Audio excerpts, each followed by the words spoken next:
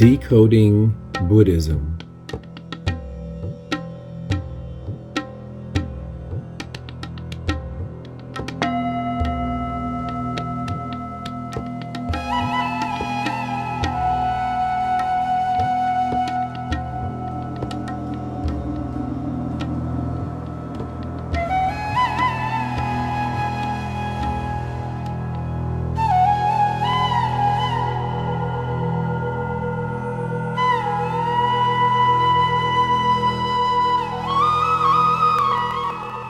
After Gautama Buddha had reached enlightenment, he realized that life is fleeting, ever-changing, and impermanent.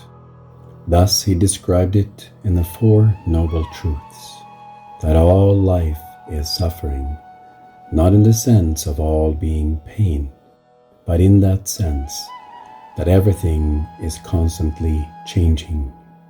And this causes us unsatisfactoriness.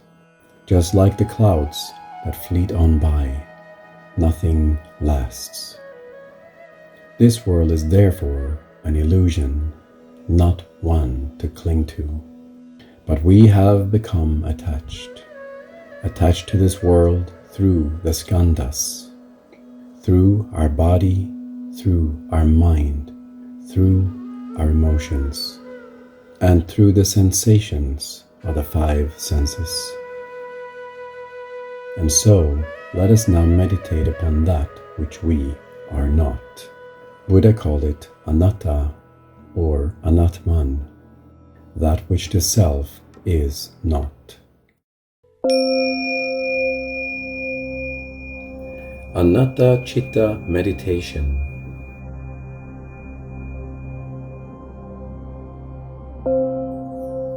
This body I wear with the five sense organs. This body most certainly must be me, as I identify with it so much and with the physical world I see as my reality. But no, this body and these sense organs are anatta.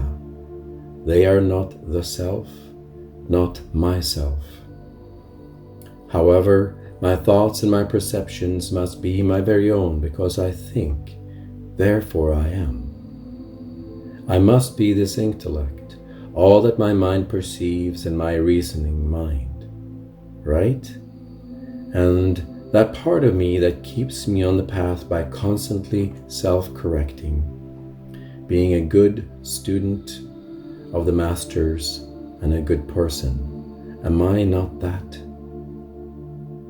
Now, I step outside of my thoughts and perceptions, observing them as they enter my consciousness. I see how they get labeled. For example, my ear is itching. I smell good tasting food. I hear Vivaldi on the radio. I feel happy or lonely, etc. I stop myself from labeling and cataloging them and just let go. I observe my thoughts like a stranger watching them as clouds floating by.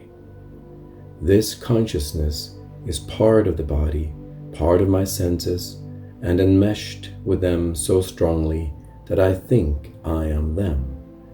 But I am not these thoughts. They are anatta. These thoughts and perceptions are not my real self. Okay then, how about my feelings, my desires, my longings? Don't they help me experience this world? They make me who I am, unique and special.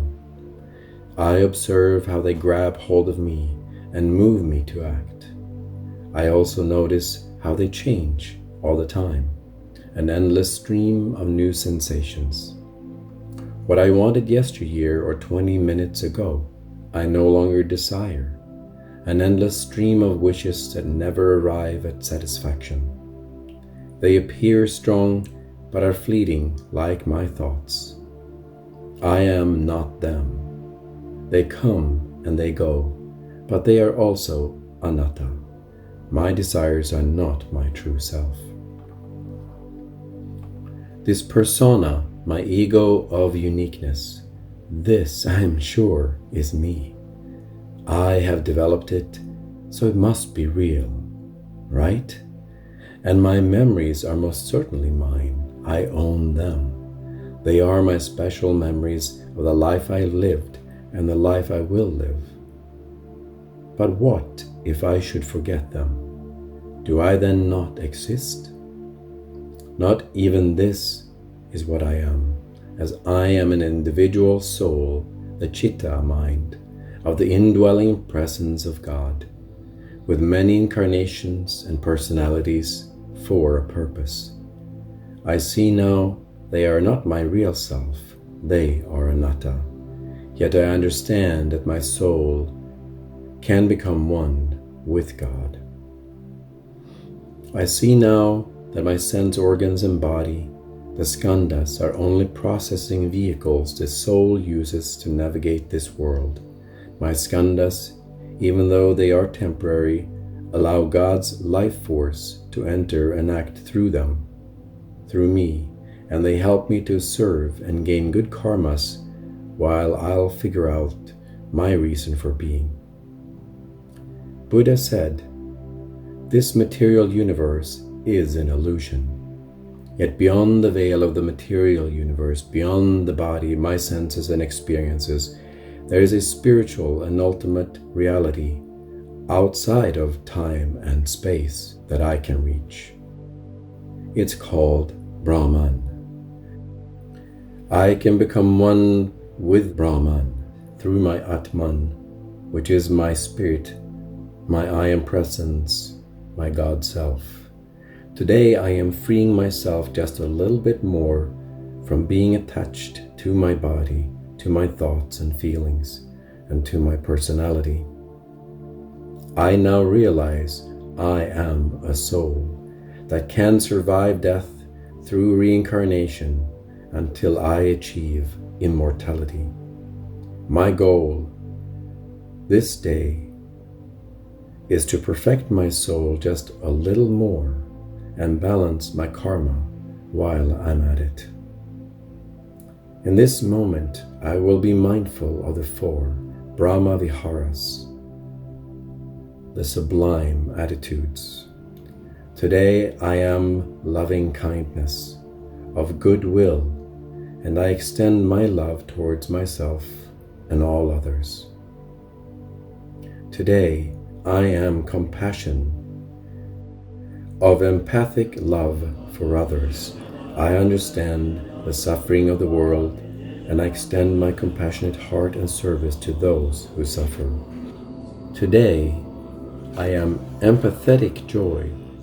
I unselfishly rejoice when others experience success, happiness, abundance, and all good things. I feel joy because others are happy, even if I did not contribute to it. Today, I am equanimity, of inner peace and even-minded serenity.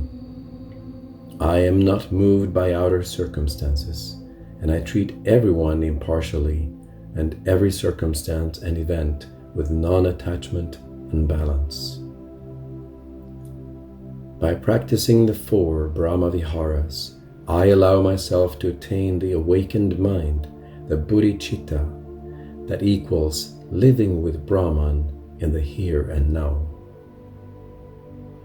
As I become the observer of my thoughts, observer of my feelings and all sensations, in that moment I have stepped outside of them. I see them, but I don't identify with them. In this moment, I am the Buddhic observer.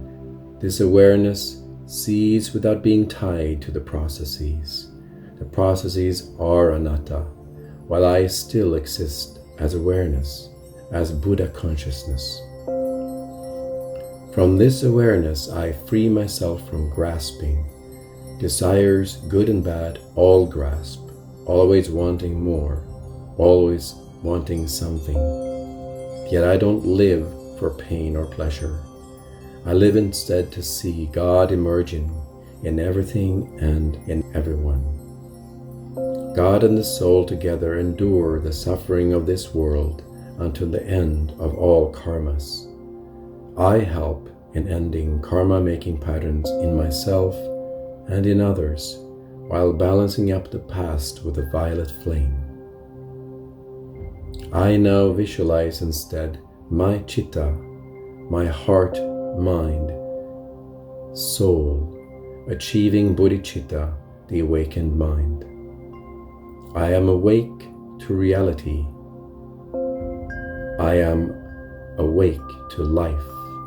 I allow my Buddha nature to emerge like the lotus blossom unfolding. By purifying the Citta from erroneous concepts and states of mind and heart, as well as karma, I become more and more my true nature. I now let my inner Buddhic awareness go into the center of my heart, into the Laya center, and I visualize a small, luminous, white orb in my heart chakra. I can see my Citta rise to my Buddha self and then to my I Am presence, the God self. In this place, I find all the answers to all the riddles of my life, and I can come here anytime I want. My awareness is now my key to transcending life. In raising my Citta, I can achieve Bodhi. In lowering my Citta, I find the ego of the carnal mind, the self that I am not. It is always my choice. And so I embrace this understanding with an open heart as I live day by day with choice. Now I slowly return to my body, becoming aware of my surroundings, and I open my eyes, and I am back.